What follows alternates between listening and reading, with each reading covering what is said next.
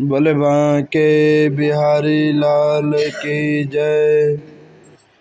राजा पृथु पूछने लगे कि हे नारद जी, आप वेद शास्त्र तथा पुराणों के जानने वाले हैं, सो कृपा करके ये बतलाएं कि किस देवता की कितनी परिक्रमा होती है और उनका क्या फल होता है।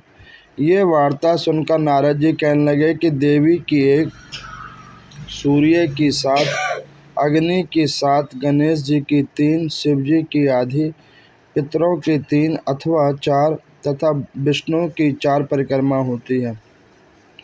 इस संबंध में ब्रह्मा जी का कहा हुआ एक इतिहास हम आपसे बताते हैं, ध्यान से सुनिएगा, जिसमें बृहस्पति जी तथा इंद्र का संवाद है।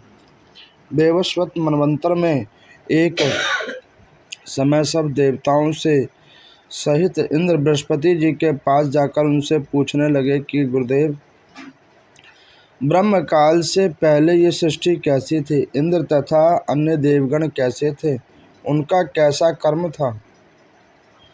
यह सुनकर बृहस्पति जी कहने लगे कि उस समय की बात तो हम भी नहीं बता सकते, क्योंकि उस समय को 6 मनवंतर बीत चुके थे, परंतु आपके ही नगर में एक सुधर्मा नाम वाले हैं, वह सब बता सकते हैं, अतः उनके पास चलना चाहिए।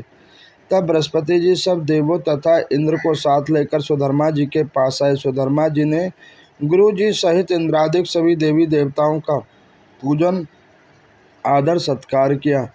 इंद्र सुधर्मा के राज्य लक्ष्मी तथा वैभव को देखकर दंग रह गए। तत्पश्चात कहने लगे कि हे सुधर्मा, इतनी लक्ष्मी तुमको कैसे प्राप्त हुई?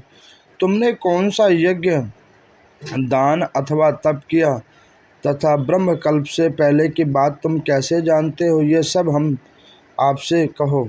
सुधर्मा कहने लगे कि हे इंद्र, जब चारों युगों की 1000 चौकड़ी बीत जाती है, तब ब्रह्मा जी का एक दिन होता है। उस एक दिन में 14 मनु और 1 इंद्र होते हैं। जब भगवान श्रीमन नारायण विष्णु लोक में थे, तब वहाँ पर रहते हमारे सामने कितने ब्रह्मा हो चुके हैं, उनकी गिनती नहीं कर सकते। उसके पश्चात जब हम यहाँ स्वर्ग में आए, सो हमने जो भी इच्छा कर्म किया और जिसके कारण हमने इतनी लंबी आयु पाई, उसको सुनो।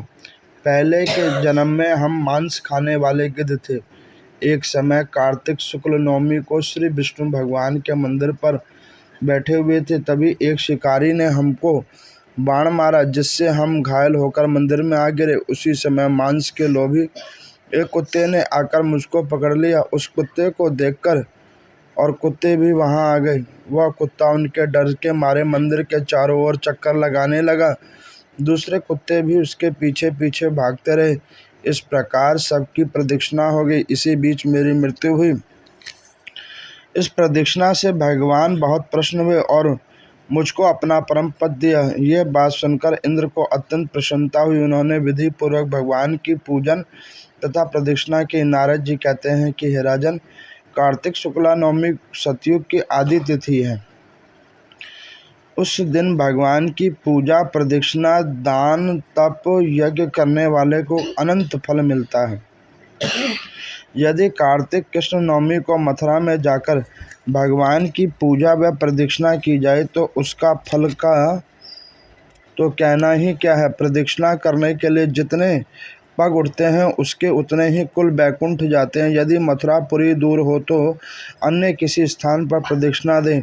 यदि वो भी ना हो सके तो ब्राह्मण विष्णु की मूर्ति गौ या गौ के स्थान शालिग्राम तुलसी की प्रदक्षिणा कर लें। समुद्र पर्यंत सारी पृथ्वी की परिक्रमा करने से जो फल मिलता है, वही शालिग्राम तथा तुलसी की प्रदक्षिणा करने से फल प्राप्त होता है। गौ, ब्राह्मण, देव, मंदिर, ये सब शालिग्राम भगवान की मूर्ति के बराबर है। कार्तिक शुक्ल नवमी को ब्राह्मण, गौ, देवालय, तुलसी वन, साधु, वैरागी, जीवन मुक्त, ग्रस्त, वेद, उपवेद तथा पुराण, यह सब ग्राम में ही वास करते हैं।